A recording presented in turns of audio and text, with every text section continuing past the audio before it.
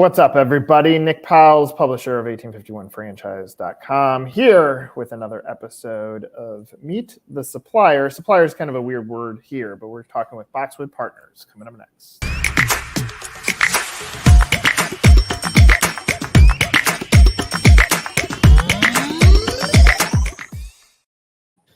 All right, Patrick, I'm really excited for this conversation. You guys have been doing some awesome things in business and franchising. But before we get into that, I want to start with your own personal journey. How did you accidentally fall into franchising? What's your franchise story? Well, thanks, Nick. Really enjoy being here today. What started I came at franchising from a different route. I used to run a technology company, a public company in the London Stock Exchange back in 2000 to 2006.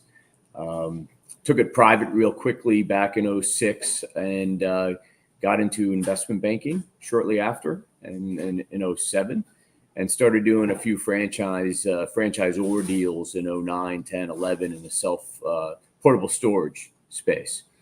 And then in 2012, made a minority investment in a franchisor in the frozen yogurt space. And then we started doing a lot of advisory work shortly after in the franchise space. So we've, over the last 5 years, we've done 50 plus franchisor deals, and now we're representing a lot of larger franchisee groups in franchise deals. So lots to unpack there. What attracted you to the franchise deal? I mean, I've talked with many people about uncovering lots of opportunity, especially in a founder-run brand. But what was attractive to you in a franchise acquisition? Well, we get hired to represent them, so they're very attracted to private equity. The free cash flow dynamics of franchisors, the relatively high EBITDA margins at the franchisor level, the economies of scale, very little staffing, produces a lot of system-wide sales and cash flow. So private equity over the last 10, 15 years has really gotten not addicted to franchisors, but private equity is paying very, very strong multiples to buy and invest in franchisors. So from an advisory perspective, it became a very attractive market for us to focus on. So when you're advising a PE firm on whatever decision they're making on an offer, what are some of the landmines that you're seeing in a brand that maybe derails it? Yep, and just to make sure that we typically represent the founder owners of the franchisors, and then help them sell or get in private equity money into the cap table. So we get hired by the founders of franchisors to bring in private equity. We very rarely get hired by the private equity to help. We don't do very much buy side work. We're almost exclusively sell side. We did work the buy side of the Hand and Stone deal with Harvest Partners, and Harvest was a prior owner of Neighborly.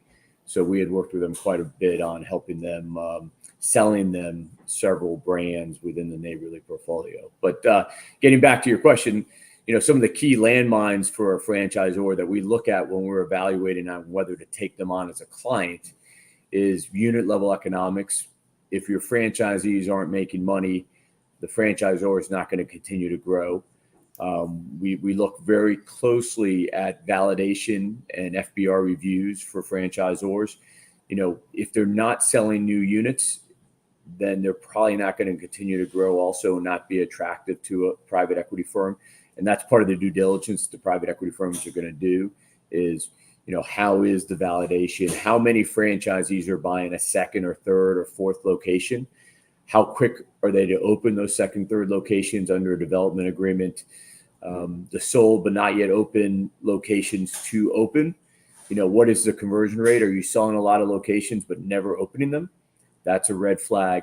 So there's, we have probably a checklist of 7 to 10 red flags that, franchisor is going to get hit with by an investor / private equity firm on any type of transaction. So, and we know those red flags better than anybody because we encounter them every day.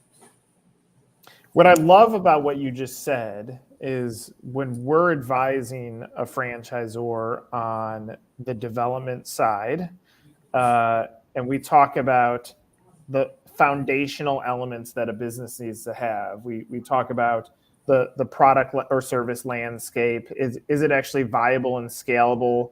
Are they in an industry that could have continued growth? Is there proof of sales? And then obviously, are their franchisees profitable or not? And sometimes the franchisor skips over those elements, which falls under unit level economics, and goes towards, well, where are my leads? Go sell me franchises. But then we get to the second layer of what you just said.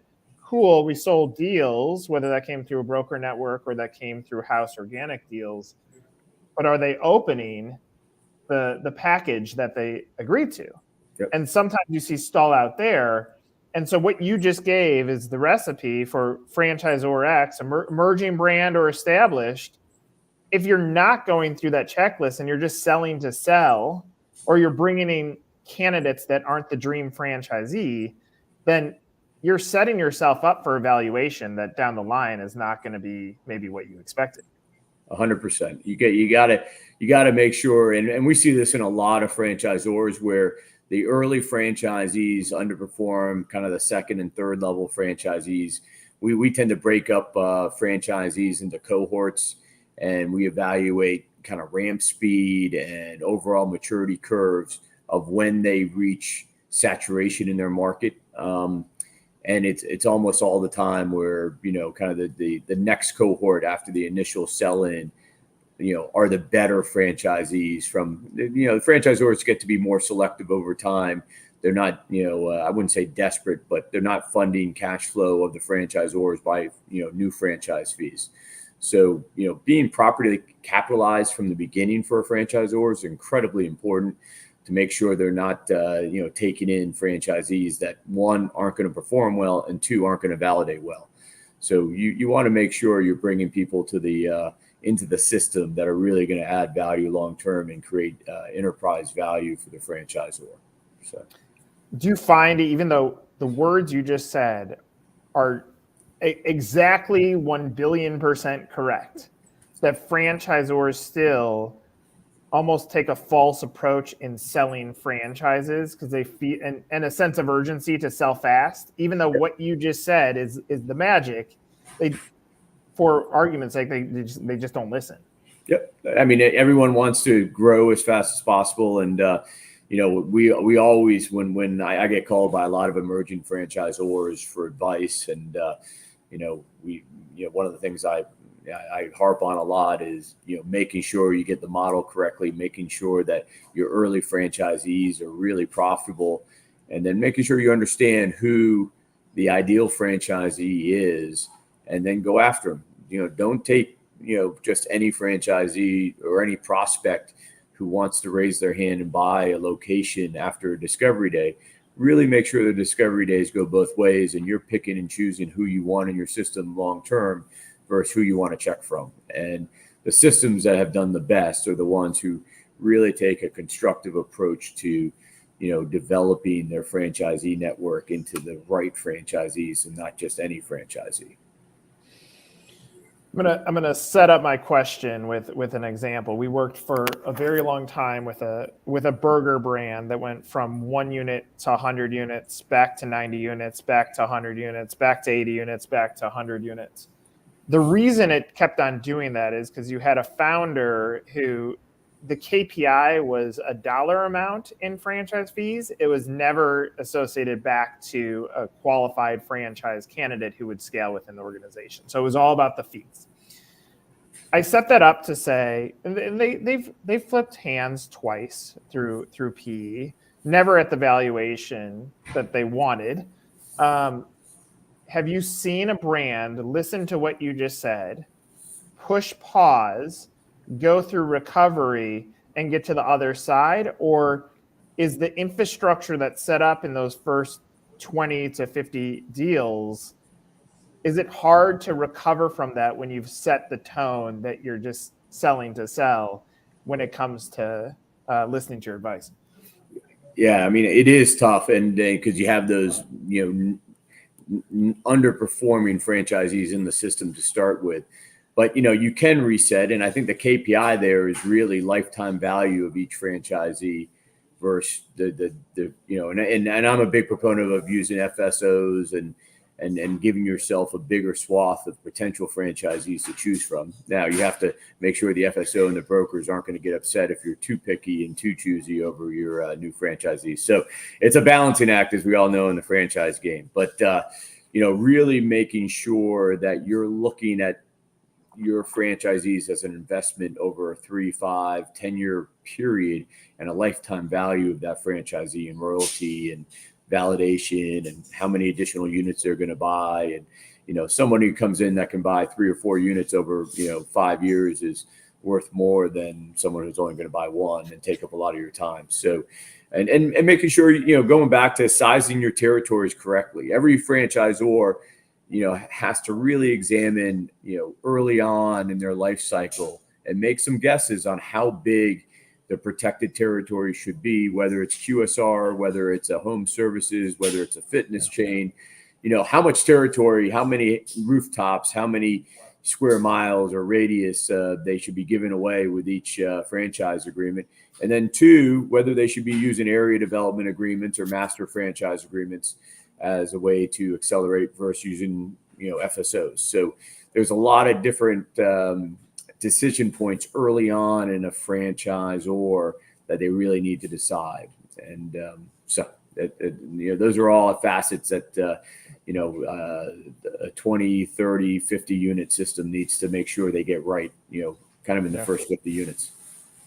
So comment, and then my next question, but comment is this, like, one, I wish you were on every client call that I have. I talk about deal value, and for whatever reason, franchisors have become accustomed to looking at a franchise fee as the return of investment on franchising. I'm like, okay, let's just take 3 years royalty for argument's sake, and let's say that number is $75,000.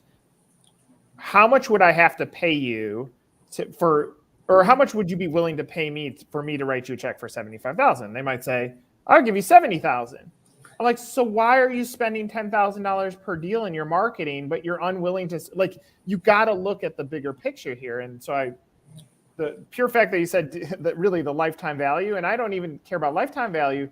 I just want 3-year royalty to give you some sort of sense, like, this takes investment for the great potential return that this could turn into. Absolutely. And getting back to the original discussion around why private equity likes franchisors, those royalties drop to the bottom line, and, getting better franchisees to perform in a territory drops more EBITDA to the bottom line and more free cash flow to pay down the debt. So, that all is a circular reference on why franchisors are so attractive. And especially in like home services, where we've seen a lot of recession resistance over the years, even 08, 09, brands like Shelf Genie and others that got started in 07, 06 and grew in 08, 09. You see a lot of corporate refugees buying into systems when recessions hit, and especially the low upfront investment franchise brands. I'm going to try to frame my next question appropriately, and I'm going to do my best, but I'm curious about this. Obviously, the shift in franchising has turned into an FSO broker world. Part of that, I think it's two-sided. One is franchisors, if you land on their website, it says, buy my franchise. It's like, wait a second, none of us knew what franchising was, and you're expecting the candidate to know what franchising is. So this is why the brokers are there, because they can handhold the candidate through the process.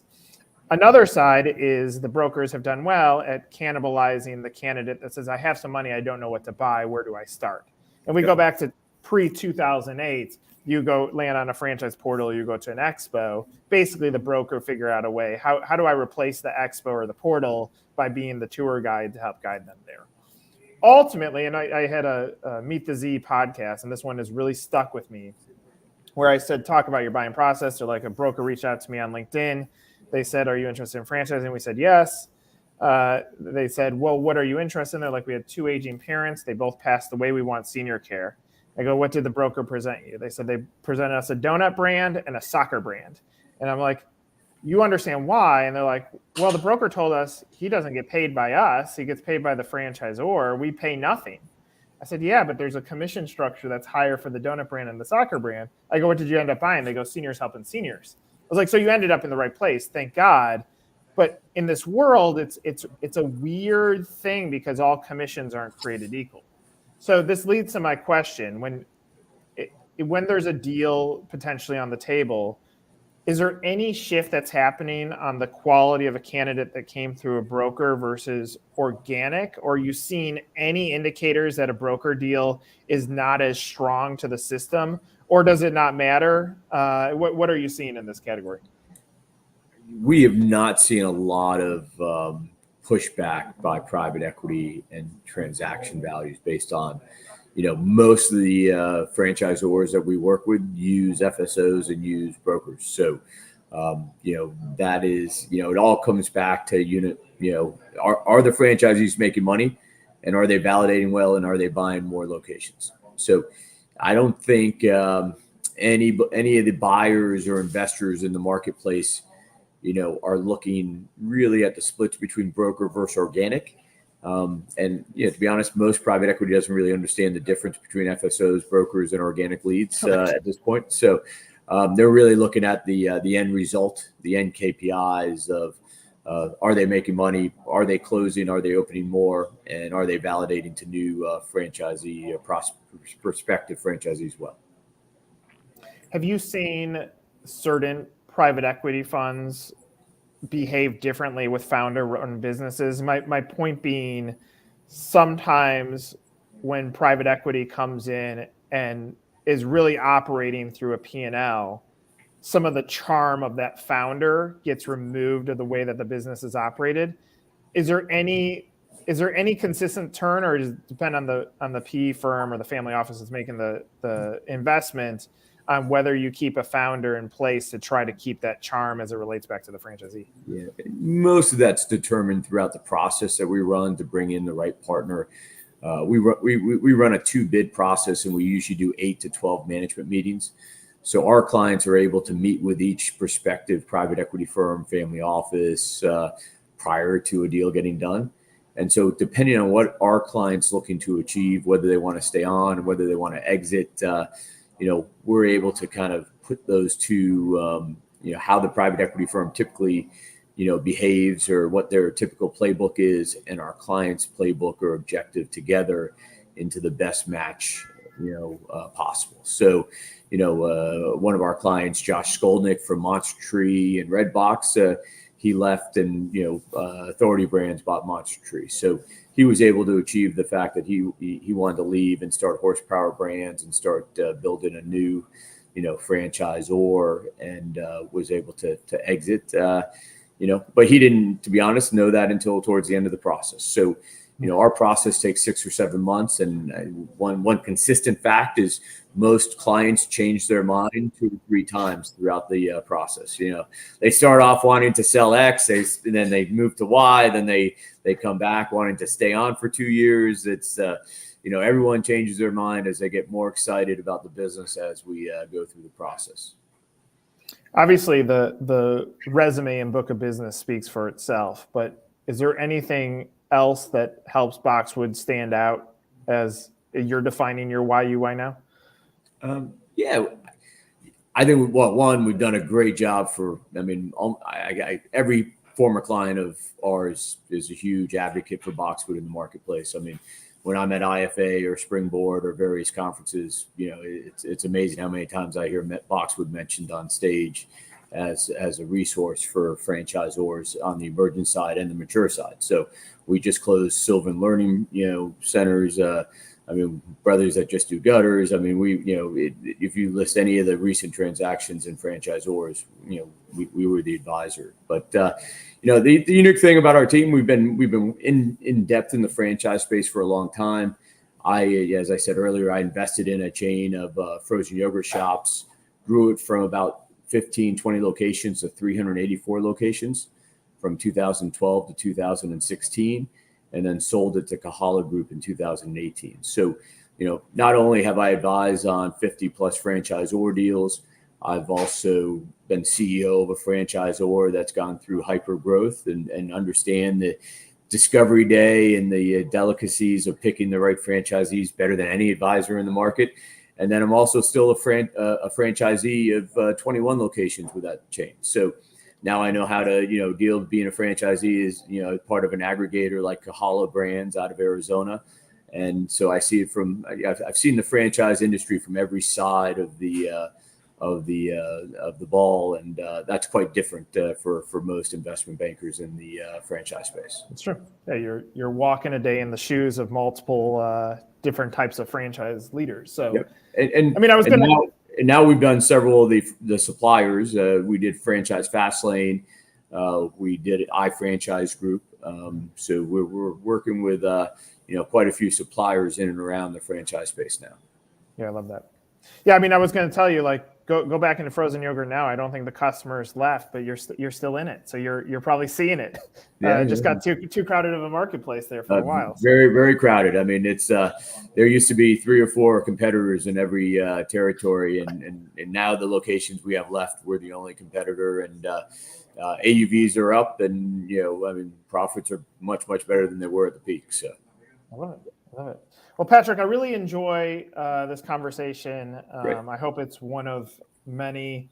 Obviously, anybody that's watching this can reach out when the timing's right. But I think if I were listening to this and I'm a franchisee or a franchisor, the opening statement, some of the things you said are so critical to what will eventually happen. You're going to exit either life or you're going to exit your business. No matter what, it's going to happen. And so if you do some of those check marks in the beginning stages and set this thing up, you're probably going to be a lot happier in the end if you think long term and think the exit from the get-go. Sure. So anyway, thanks for doing this. Really appreciate it. Well, I appreciate it, Nick. Thanks so much for having me, and look forward to speaking again. Of course. For Patrick, I'm Nick. This is another episode of Meet the Supplier and Franchisee and Franchisor. We'll throw them all on there. So take care, everybody. Appreciate it.